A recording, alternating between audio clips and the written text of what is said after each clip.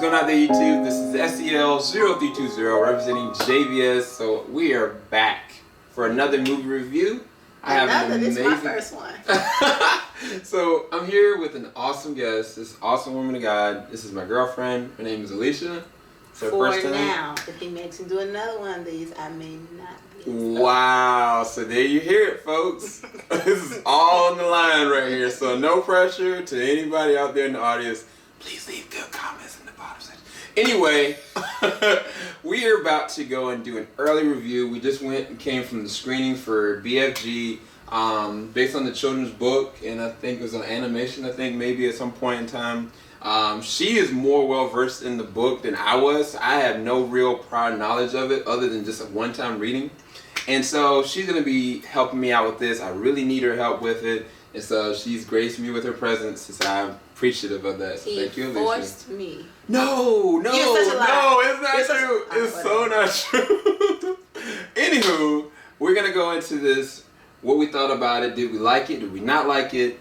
And what were the points of it that will entice you to go and see it when it comes out June the 30th? Okay, so BFG. From a visual standpoint for me, I thought that all the giants, all the different imagery, and even like the way the cinematography was in general, I thought they did a great job with it. Most of the time, the moments with BFG and the young lady, I thought were Sophie. I thought that those were really heartfelt moments. But the thing is that Sophie is acting off of nothing. There's nobody really there. So for them to have the timing on point, for them to interact well, and then for him to interact with her in a well-versed way, I thought they did a good job with it. In the beginning, I kind of felt a little jaded or whatever. I thought it was kind of like, but towards the middle and towards the end, I thought that they worked in perfect symmetry together from a visual standpoint. Even like the sound, I thought the sound was pretty good. What did you think about like the visuals for you? Because I mean, your perception is coming off the book, you know what I'm saying, versus the book from movie. Is that what you would have imagined? Yes. So the book actually has a few like little drawings in it. So they kind of took what the book visually had and put it on the screen. So I thought that was really good. Yeah. As far as having the visual, what the BFG would look like they really went. This is what it was in the book. This is what it is on the screen. The same thing with Sophie. Like all the visual stuff was good. Yeah. Oh, that's great. So, well, now you take a hand it from book to film. I think the translation, I guess, was good based on where her perspective is. I just said the pictures. Well, I mean, but still, like. You want the story part? Is this my turn again? Yeah. Okay, great. Okay. So you don't know anything about Roald Dahl, his greatness. But the movie really stuck to the story. I actually read the story to my students. Like, I love this. I love this story. So I was kind of like, it's gonna suck. She's a teacher too. But anywho, yeah, the movie really went hand in hand with the story. So if you enjoyed the book, you will enjoy the movie. I mean, there are certain parts of the book that are kind of slow, and those little pieces in the movie are kind of slow too. But they start you off the way they're supposed to. You know that they're giants. So the giants eat children, which is awesome. And no, it's not. It's not. But yeah, it was really good. Like the BFG, the way I would have expected him to talk, because if you read the book, the language in reading it makes it challenging, especially for children. But they really held true to exactly the way it should have been, like the dialogue and the way he should have said the words and the way that he communicated with her. Like you expected it to be like that, and it was. Like they didn't try to clean it up, and it just roll, which is hard because it's a classic, like a classic. I mean, because the other they've done a few different Roald Dahl books in previous years, like from Mathilda and all them, and they've generally been done well. So luckily the BFG follows in that path of greatness. Yeah, and I mean the director Spielberg did a good job of bringing the ensemble. Spielberg. Like if Steven Spielberg messes up a movie like that, sucks. Yeah, he's done it before, but anyway, we're not gonna get to all that. But no, like I really do think he did a great job bringing the ensemble together. But then it caught up with the times in the sense of like if they tried to do this movie like 10 years ago, the technology wouldn't have been there. And I think that from the motion capture, from the way that they had the pigmentations on the main character, BFG, and just the way that he interacted in general. Like, you would see him kind of like hiding to the side and blending in with his environment, and even like interacting with the humans in general.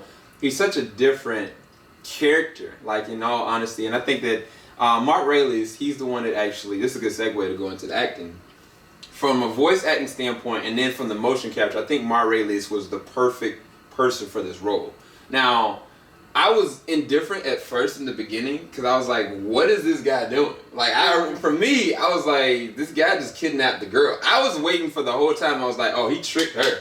Like, he about to set her up and cook everybody, you know what I'm saying? BFG, big. I know, but I don't trust people, babe. So I don't know. Did you say your girlfriend? I don't trust people. But I'm serious, so serious. Like, the way that they did it, the way that they actually shot it, and from the story standpoint, anything could have happened to Sophie. And not just that, the actress that plays the role of Sophie, at first she was so annoying to me. I was like, I can't stand Sophie. And I think the same kind of thing happened when I was looking at Matilda a long time ago. Like, there were certain characters in there, I was like, these characters are so annoying. And then I remember now looking back at Matilda, like, it's a classic, you know, from a lot of different standpoints. And I went back and read the book, and I enjoyed it more. And I think I might end up with this, going back and reading the book, because the character Sophie, she fleshes out very well, and I think the actress does a great job of bringing the ensemble together in a certain light, because she's the first person that you really interact with, kind of like a Peter Pan kind of out-of-body kind of experience that happens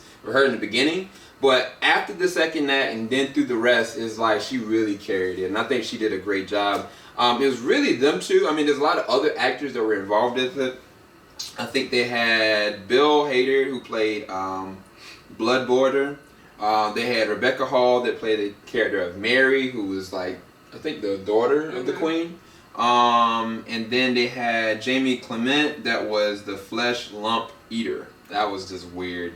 It was a lot of weird things that happened throughout most of the movie, but in general, I think that the voice acting did pretty good. And then the actual the human actors, I think they did a really good job of making it a comedic moment or a comedic experience, because at first I was like, they're gonna just be in the land of the giants the whole entire time, and that's not what happened.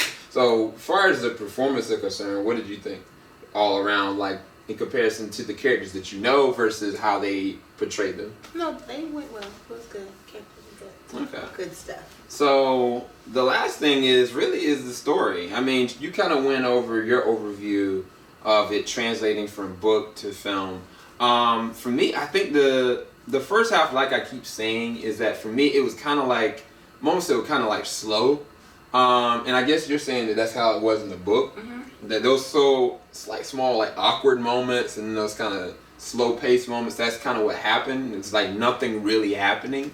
Well, there was never a moment where nothing was happening. Well, I mean, like for Sophie it wasn't, but for him he was kind of like, sometimes he was just kind of laying back and doing certain things. But when you start actually seeing what he does, like for a living, and what he interacts with in terms of dreams.